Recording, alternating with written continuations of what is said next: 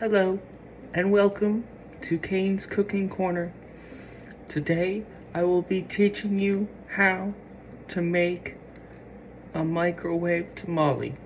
Now, first, and this is really important, you must remove the tamale from the packaging that contains the tamale.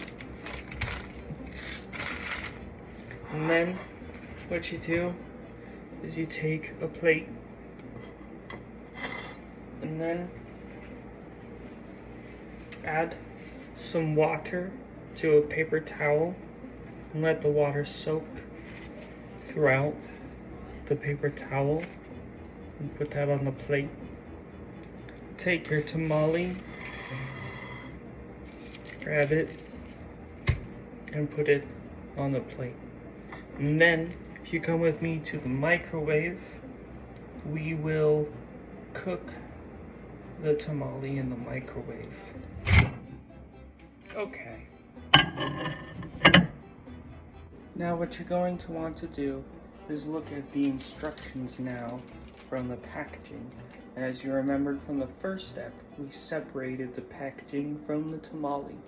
So, we are now going to microwave it on high for 3 to 4 minutes or until heated through, and then let it stand for 1 minute before carefully removing from the paper towel.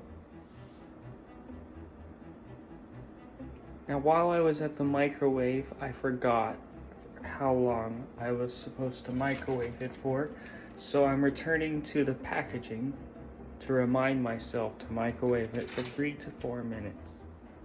I like to set it at the higher time and then check in when it has the remaining time left. This is probably the most boring part of microwave cooking, and that is the waiting process. I often find that having a good show or music or perhaps a book is a good option for keeping this boredom at bay.